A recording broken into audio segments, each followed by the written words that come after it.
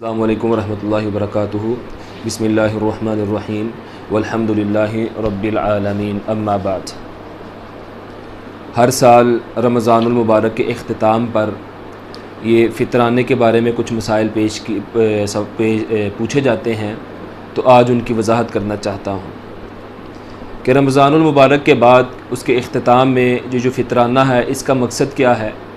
ایک مقصد تو یہ ہے کہ ہم نے جو رمضان المبارک کے اندر کمیاں کوتاہیاں کی ہیں، جو اپنی سعی و کوشش کے باوجود بتقاضۂ بشریت ہم اس کے اندر کچھ کوتاہیاں چھوڑ دیتے ہیں، یہ صدقہ فطر اس کو مکمل کر دیتا ہے۔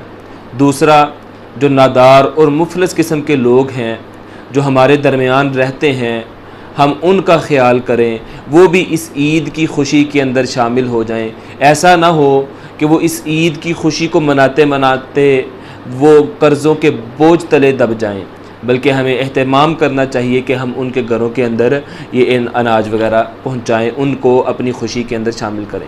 جیسے رسول اللہ صلی اللہ علیہ وسلم کے بارے میں فرماتے ہیں عبداللہ بن عمر، فرض رسول اللہ صلی اللہ علیہ وسلم زکوٰۃ الفطر طہرۃ للصیام من اللغو والرفث وطعمۃ للمساکین، کہ رسول اللہ صلی اللہ علیہ وسلم نے یہ جو فطرانہ فرض کیا ہے، اس کا مقصد یہ تھا کہ روزے کو بیہودہ اور گوئی اور فحش کلامی سے پاک کر لیا جائے، اور دوسرا یہ طعمۃ للمساکین، یہ مسکینوں کے کھانے کا باعث بنے۔ تو اس کے ذریعے ہم مسکینوں کو کھانا بھی کھلاتے ہیں، اور ساتھ میں اس کے ذریعے ہم اپنی کمی و کوتاہیوں کو بھی دور کر دیتے ہیں۔ اس سے پتہ چلا اس حدیث ہے کہ فرض رسول اللہ صلی اللہ علیہ وسلم، اللہ کے رسول صلی اللہ علیہ وسلم نے اس فطرانے کو فرض کیا ہے۔ یہ واجب ہے، یہ فرض ہے ہر مسلمان پہ، چاہے وہ چھوٹا ہے، چاہے وہ بڑا ہے، چاہے کوئی امیر ہے، چاہے کوئی غریب ہے۔ اس میں بھی کوئی امیر غریب کی بات نہیں ہے۔ جو لوگ غریب ہے، کچھ لوگوں نے مسئلہ بیان کیا ہے کہ جس کے پاس نصاب ہوگا اس پہ فطرانہ واجب ہوتا ہے، ایسی بات نہیں ہے، بلکہ جو بھی بندہ ہے وہ غریب ہے، چاہے اس کے پاس اتنا نصاب نہیں ہے لیکن اپنے اس کے حالات چل رہے ہیں، وہ مسکین اور فقیر نہیں ہے، غریب ہے لیکن مسکین اور فقیر نہیں ہے، تو اس پہ بھی واجب۔ امیر ہے، غریب ہے، چھوٹا ہے، بڑا ہے، بچہ ہے، بوڑھا ہے، عورت ہے، مرد ہے، اللہ کے رسول صلی اللہ علیہ وسلم نے سب پہ فرض کیا ہے۔ ایک شیر خوار بچہ ہے، چاہے ایک دن کا بچہ ہے، اور دوسری طرف ایک شیخ فانی ہے، یعنی وہ آخری سانسیں گن رہا ہے، اس پہ بھی یہ صدقہ فطر واجب ہوگا۔ رسول اللہ صلی اللہ علیہ وسلم نے اس کو فرض کیا ہے سب پہ، اور مقصد اس کا یہ بیان کر دیا ہے۔ اب اس کے اندر یہ کسے دینا ہے، یہ صدقہ فطر ایک مسئلہ ہے کہ ادا کس کو کرنا ہے، کہ ہر کوئی اس کا مستحق ہے۔ جیسے وہ زکوٰۃ کے 8 مصارف ہے کہ اس کے بھی وہی مصارف ہیں، نہیں، بلکہ اس کے اندر صرف اور صرف وہی مصارف ہیں جو اللہ کے نبی صلی اللہ علیہ وسلم نے جن کو دیا ہے۔ وہ کیا ہے؟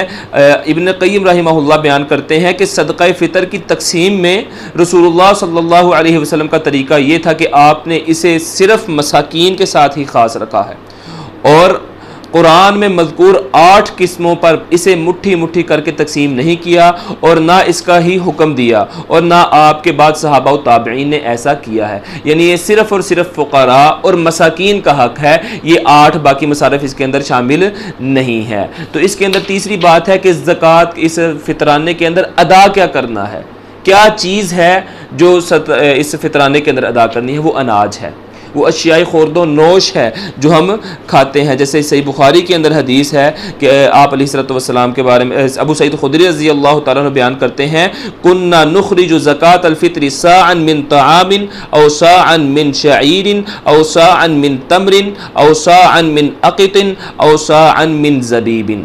ابو سعید خدری کہتے ہیں رضی اللہ تعالیٰ عنہ، ہم اللہ کے رسول صلی اللہ علیہ وسلم کے زمانے میں 1 سا، یہ 1 سا جو ہے یہ پیمانہ ہے، آج کے حساب سے 2.5 کلو، 1 سا ہم کھجوریں، 1 سا کھانا، کوئی بھی قسم کا کھانا، یا 1 سا جو، یا 1 سا کھجوریں، یا 1 سا خشک دودھ، یعنی پاؤڈر ملک جسے ہم کہتے ہیں، یا 1 سا زبیب جسے ہم آج کے زمانے کے اندر سونگی کہتے ہیں، یہ ہم ادا کیا کرتے تھے۔ یعنی ان اناج میں سے کوئی بھی اناج دیا جا سکتا ہے۔